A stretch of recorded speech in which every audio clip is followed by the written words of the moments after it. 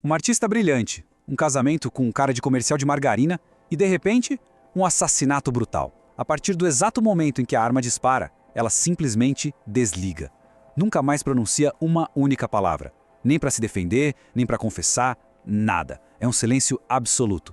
Bom, se a rotina tá daquele jeito e falta tempo para ler o livro original de centenas de páginas, ou se a preferência é mesmo por um formato visual para aprender e pegar toda a história rapidinho, quem está assistindo chegou ao lugar certo. Hoje a gente vai dissecar todos os segredos, os traumas e as reviravoltas chocantes desse que é um dos maiores mistérios psicológicos dos últimos tempos. Vamos direto aos fatos. A brutalidade do que aconteceu começa a ficar clara quando a gente olha para os números. O marido da Alicia, o super famoso e idolatrado fotógrafo de moda Gabriel Berenson, não perdeu a vida no acidente. Ele foi executado. Foram exatos 5 tiros a queima-roupa. E detalhe, todos esses disparos foram dados de forma impiedosa, direto no rosto dele, o desfigurando completamente. Imagina o nível de violência íntima para alguém fazer isso. Ah, e tudo isso aconteceu no dia 25 de agosto, literalmente o dia mais quente do ano, lá em Londres. Essa atmosfera sufocante, esse calor infernal lá fora, era basicamente um reflexo perfeito da panela de pressão prestes a explodir, que era a vida daquele casal a portas fechadas. Pensa na cena quando a polícia finalmente arrombou a porta da casa em Hampstead. Tava tudo num breu total. Quando os feixes de luz das lanternas cruzaram a sala, o que eles revelaram foi quase fantasmagórico. A Alicia estava lá, de pé, imóvel, com um vestido branco, parecendo uma verdadeira estátua de gelo. Tinha uma arma largada no chão, uma faca logo ali perto, e os pulsos dela sangravam com cortes bem fundos e muito recentes. Ao se recusar a abrir a boca dali pra frente, seja na maca do hospital, na delegacia ou até na frente do juiz no julgamento, a Alicia não apenas chocou o país inteiro, ela transformou o que seria só mais uma tragédia doméstica no maior e mais indecifrável enigma da década na mídia. Para entender a mecânica desse mistério, a gente precisa olhar para a janela de tempo absurdamente estreita daquela noite. A cronologia é de arrepiar. Olha só, às 5h15 da manhã, um carro passa e busca o Gabriel para uma longa sessão de fotos na cobertura de um prédio. Ele passa o dia inteirinho fora, imerso no trabalho, e só volta para casa super tarde, por volta das 11 da noite. E aí que tá, apenas 30 minutos depois, exatamente às 11h30, a vizinha ouve os estampidos dos tiros e liga para a polícia desesperada. Em menos de 5 minutos, a viatura chega. O espaço de tempo entre o Gabriel estar vivo, voltar para casa e a mente da Alicia aparentemente se fechar para o mundo é minúsculo. Todo o terror dessa história se desenrolou nesses 30 minutos escuros. E sabe o que é mais louco? Apesar dessa mudez total, a Alicia fez sim uma única e perturbadora declaração depois do crime, mas não usando a voz. Ela usou a tinta. Enquanto aguardava o julgamento em prisão domiciliar, ela montou um cavalete. O processo criativo dela costumava levar meses, mas ela alterou isso drasticamente e pintou um autorretrato em questão de dias. Na tela, ela se pinta nua, segurando um pincel manchado com um vermelho super forte de frente para uma tela em branco. E lá no cantinho inferior esquerdo da pintura, em letras gregas bem delicadas, ela deixou o título da obra. A sua única mensagem para o mundo exterior, a palavra Alceste. Essa é literalmente a grande peça do quebra-cabeça. Para quem não tá com a mitologia grega em dia, deixa eu explicar por que esse título é a chave de tudo. Alceste é uma peça clássica de Eurípides. Conta o mito de uma heroína apaixonada que decide sacrificar a própria vida, indo lá para o submundo para salvar o marido da morte. Mas o detalhe obscuro que quase todo mundo deixa passar é o final do mito. Quando Alceste é resgatada e trazida de volta ao mundo dos vivos, sabe o que ela faz? Ela se recusa a falar, ela fica completamente emudecida na frente do marido. Então a pergunta de $1 milhão é: como essa tragédia grega antiga de sacrifício e silêncio reflete a mente fragmentada de uma mulher que acabou de atirar 5 vezes no rosto do homem que amava? É exatamente essa pergunta, essa pulga atrás da orelha, que consome a mente do nosso outro personagem principal, o Theo Faber. O Theo é um psicoterapeuta forense e a fascinação dele pela paciente silenciosa cruza rapidinho todas as linhas do aceitável. Movida por uma crença que beira a pura arrogância de que só ele tem a capacidade de curar a Alicia, o Theo move montanhas na carreira para conseguir um emprego no The Grove, a instituição psiquiátrica onde ela está internada. E aí começa um verdadeiro jogo de xadrez psicológico. A gente acompanha cada passo do Theo tentando quebrar as defesas da assassina mais famosa da Inglaterra. Claro que, numa história dessas, as coisas nunca acontecem num vácuo. Tem uma teia de pessoas muito, mas muito suspeitas em volta da Alicia, cada uma escondendo seus próprios segredos. Olha quem a gente tem. o Dr. Christian, que trabalha no hospital e omite na cara dura que atendeu Alicia clandestinamente antes do assassinato. Tem o Jean Félix, o gerente da galeria de arte dela, que está enchendo os bolsos de dinheiro conforme a infâmia dela cresce. E tem a família, né? O primo controlador, Paul, e a tia Lídia, ambos carregados de ressentimento e super ligados ao passado traumático da Alicia, que envolve o suicídio trágico da mãe dela. Essa galera toda cria uma atmosfera super claustrofóbica, mostrando pra gente que a raiz desse crime vai muito além de um simples surto passional. Mas o jogo começa a virar mesmo quando um diário oculto entra em cena. Nas páginas que a Alice escreveu antes daquele fatídico dia 25 de agosto, a gente encontra uma ironia de cortar o coração. No começo, o tom é de uma devoção absurda ao Gabriel.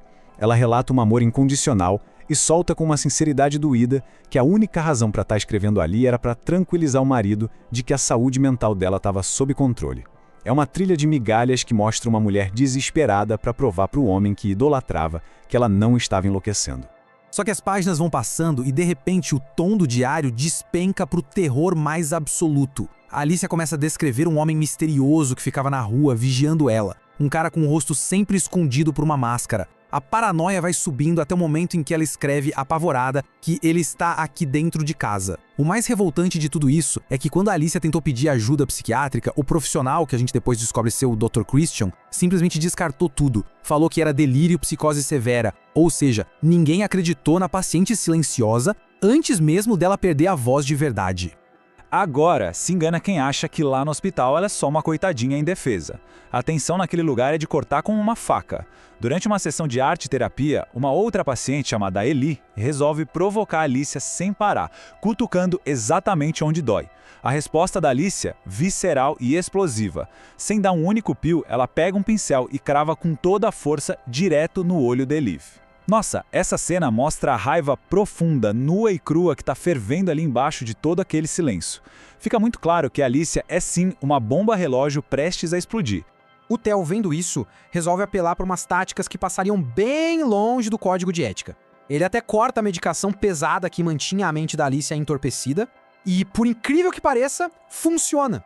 Depois de anos presa na própria mente, o silêncio quebra. A Alicia finalmente fala. Mas a grande pergunta é, por que falar justo agora? E mais, por que contar tudo logo pro Theo? É nesse momento de vulnerabilidade que ela decide reconstituir, passo a passo, o verdadeiro filme de terror daquela noite. E a história que ela conta explica todos os medos do diário. O mascarado realmente invadiu a casa. Foi real. Ele atacou a lista de surpresa, dominou o Gabriel, que tinha acabado de chegar exausto do trabalho, e amarrou ele numa cadeira. Com os dois rendidos, o intruso começa um jogo sádico nojento. Com a arma na mão, ele avisa que foi lá para tirar uma vida, mas não qualquer vida. Ele obriga o casal a tomar uma decisão macabra. Só um dos dois vai sair daquela sala respirando. Quem morre e quem vive. A escolha era deles. Prepara. É agora que a história vira de cabeça para baixo e a gente toma uma rasteira monumental. O narrador revela com uma frieza absurda quem era o homem mascarado. Não era um ladrão, não era um perseguidor qualquer, era o Theo Faber. Sim, o terapeuta compassivo, o cara focado em curá-la, o narrador em que a gente confiou a história inteira era o arquiteto de toda essa desgraça. As linhas do tempo que a gente estava acompanhando não eram paralelas. O Theo estava narrando as consultas dele no presente, enquanto encobria os crimes que ele mesmo cometeu lá no passado.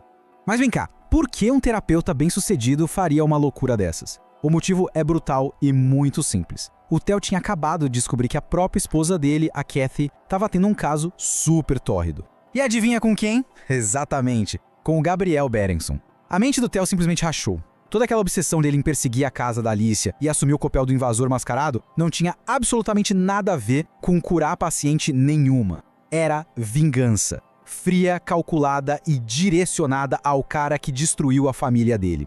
E aqui a genialidade sombria de tudo se conecta com aquele mito grego lá do começo. Quando Theo obriga o Gabriel a escolher quem vai tomar o tiro fatal, o marido que Alicia idolatrava age como o maior covarde do mundo. Chorando, o Gabriel implora para não morrer e concorda que o mascarado atire na esposa dele. Ele sacrifica a Alicia na cara dura para se salvar.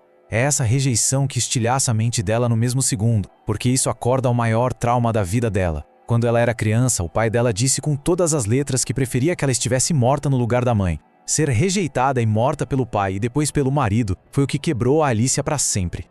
O clímax dessa noite bizarra é alucinante. O Theo levanta a arma, engatilha e atira no teto. Foi tudo um grande blefe. O Theo nunca quis de fato matar ninguém fisicamente ali. A vingança sádica dele era desmascarar a covardia do Gabriel, destruir aquele casamento de fachada e fazer os dois sentirem a mesma dor e ruína que ele sentiu ao ser traído. Depois do tiro falso, o Theo desamarra a Alicia, deixa a arma caída no chão e foge pela noite quente de agosto.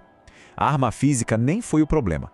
O que aniquilou a Alicia foi a traição e a covardia do Gabriel. O que nos joga direto pro final daquela noite. O Theo já sumiu, a arma tá ali no chão da sala, a Alicia agora com a alma feita em pedaços e o coração destruído pelo homem que jurou protegê-la, simplesmente pega o revólver. O Gabriel já tinha matado ela por dentro de qualquer jeito, então ela só finaliza a transação física, ela se levanta e puxa o gatilho. 5 vezes, bem no rosto dele. A grande sacada é, a paciente não ficou em silêncio para proteger um psicopata invasor. Ela calou porque o marido destruiu a essência dela muito antes daquelas balas destruírem ele. Agora, voltando de vez pro presente, no hospital, a guerra mental chega no limite. Quando a Alicia tá lá na consulta e conta a versão da história pro Theo, o sangue dele gela. Ele saca a armadilha na hora. Ela sabe exatamente quem ele é. Ela reconheceu o mascarado. Vendo que a casa ia cair e ele ia perder tudo, a máscara do terapeuta bonzinho evapora de vez. O Theo vira um predador calculista. Ele dá um jeito de plantar evidências para incriminar o Dr. Christian, que já era antiético mesmo, por negligência médica severa, arrumando o álibi perfeito pro que ele ia fazer a seguir. E a forma como o nosso curador resolve o problema é de um cinismo revoltante. Sabendo que não tem saída enquanto a Alicia puder falar, ele entra furtivamente no quarto dela de madrugada. O Theo pega uma seringa e injeta uma dose cavalar de morfina nela, montando a cena para parecer uma trágica tentativa de suicídio. A intenção não é matar na hora, mas aprisionar. A droga joga Alicia num coma profundo e irreversível. Assim, ele garante que a única testemunha ocular dos crimes dele vai dormir para sempre, silenciada pelas mãos de quem jurou ajudá-la. Parece o crime perfeito, né? O Theo volta para casa com aquela sensação de que ganhou o jogo, que o grande mistério está enterrado num leito de hospital para sempre. Mas, do nada, batem na porta. É o Inspetor Allen. O que o Theo jamais imaginou é que a Alicia, que era absurdamente inteligente e sacou que o fim dela estava próximo, escondeu as últimas páginas do diário. Ela enfiou os papéis dentro da estrutura de uma das suas telas de pintura. Fica a grande provocação para a gente pensar.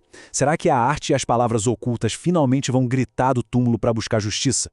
Uma coisa é certa, não importa o quanto você tente anestesiar a verdade, ela sempre dá um jeito de perfurar o silêncio. Um final simplesmente espetacular.